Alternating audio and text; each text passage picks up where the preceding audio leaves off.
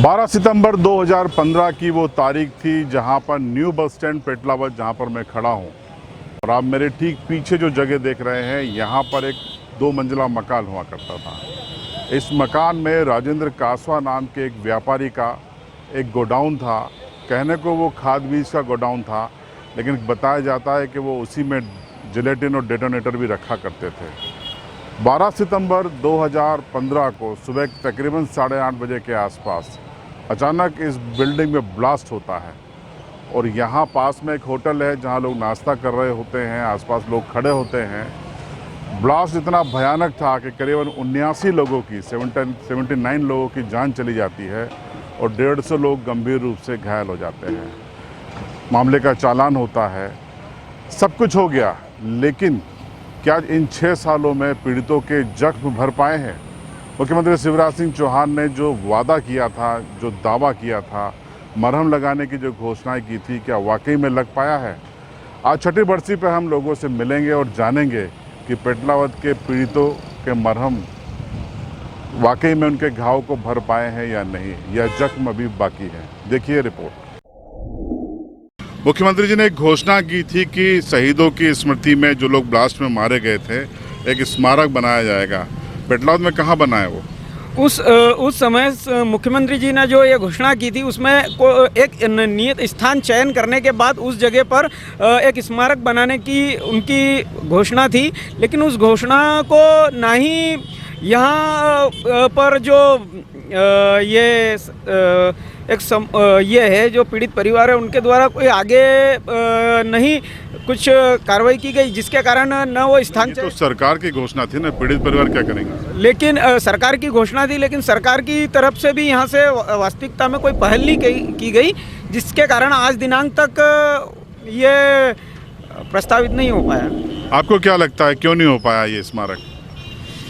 प्रदेश में सरकार स्थिर रही बीजेपी कांग्रेस, और उसके बाद उनकी बस घोषणा ही रही। उसके बाद उस मैटर में आगे कागजी कार्रवाई नहीं हो पाई।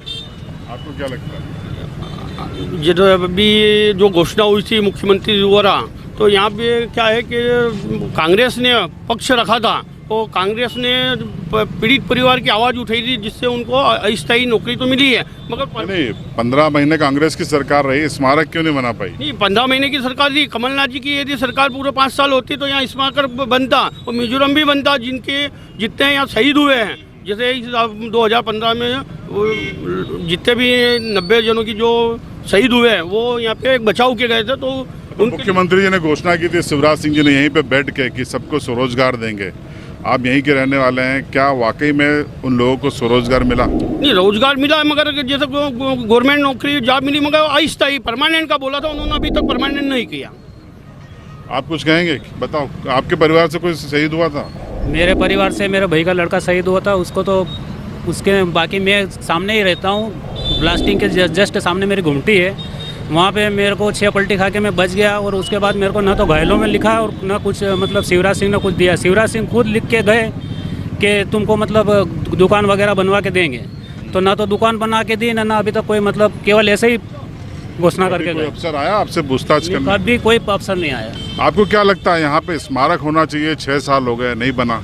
यहाँ स्मारक तो चाहिए। जितने शहीद लोग हुए, आज 90 लोग शहीद हुए हैं यहाँ पेटलावद में। आज तक मुख्यमंत्री द्वारा भी घोषणा की गई, उसका भी कोई हुआ ही नहीं, कुछ निराकरण भी नहीं करती सरकार। बीजेपी की सरकार थी उस समय, शिवराज सिंह जी आए थे, हमने खुद ने उनको यहाँ बिठाया था, उनसे उन्होंने भी घोषणा की थी इस चर्चा में क्या स्मारक बनेगा, पर अभी तक तो उन्होंने कोई प्रस्ताव भी नहीं रखा और ना कोई स्मारक बनाया है।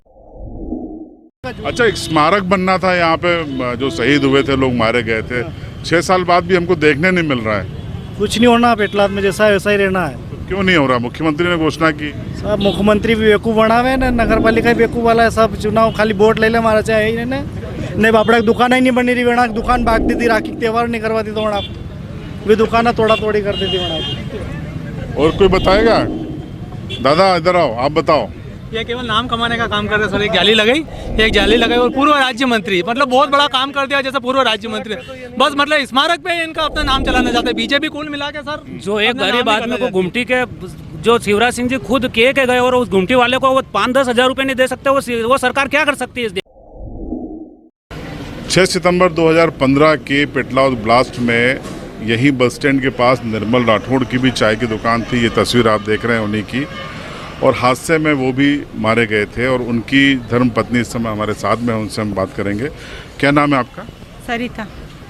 तो मुख्यमंत्री जी आए थे आपसे मुलाकात करने, आए थे। क्या वादा किया था? उन्होंने वादा किया था कि लड़के को नौकरी मिल जाएगी और पैसे का वादा किया था वो भी मिलेगा। तो आपको कितनी राहत मिली सरकार से? 5 लाख रुपए मिले थे राहत के तौर पे। और नौकरी मिली बेटे को? हाँ, मिल गई। नौकरी स्थायी है या अस्थायी है? अस्थायी है नौकरी।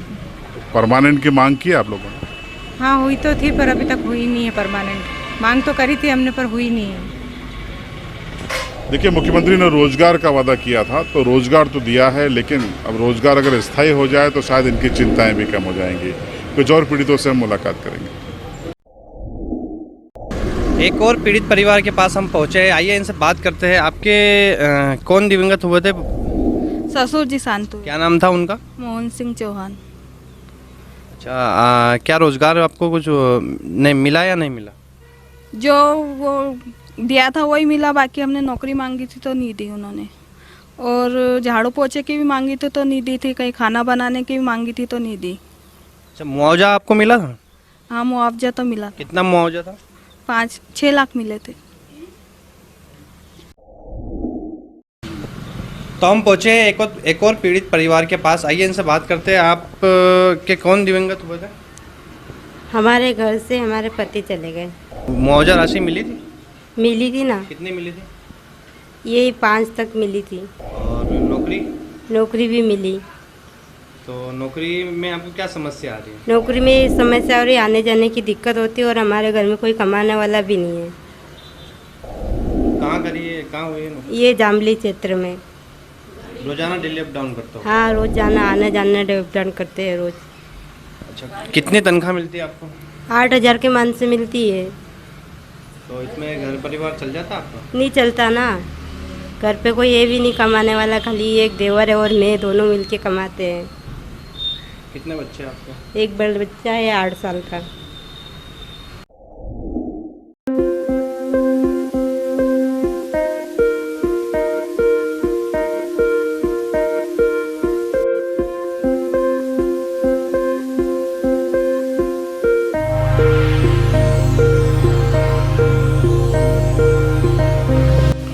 पेटलावद हादसे में ही ये जो आप बच्ची देख रहे हैं, वंशिका नाम है, ये अपने पिता के साथ नाश्ते के लिए गई थी और ये हादसे का शिकार हो गई। पिता इस हादसे में मारे गए थे और वंशिका बुरी तरह घायल हो गई थी। आप चेहरा देख सकते हैं, अभी भी निशान है, जख्म बाकी हैं। हालांकि आंतरिक तौर पर ये नुकसान नहीं देंगे, लेकिन ये जख्म है जो हमेशा इनके चेहरे पर रहेंगे। उनकी माँ भी हमारे साथ में है। क्या नाम था आपके पति का? मनोज कुमार बारेला। तो उनकी मौत के बाद आपको सरकार की ओर से क्या क्या मदद मिली? पैसे मिले 5 लाख और नौकरी मिली। नौकरी आपको स्थायी मिली है या अस्थायी है? अस्थायी है अभी तो। क्या काम मिला आपको? हॉस्टल में रसोई का। अब क्या चाहते हैं, आपकी परमानेंट हो जाए? हाँ। देखिए, राहत तो सरकार की ओर से मिली है, इनको भी 5 लाख रुपए नगद भी मिले हैं। अस्थायी रोजगार के रूप में इनको काम मिला है। कितना वेतन मिलता है आपको? 10,700।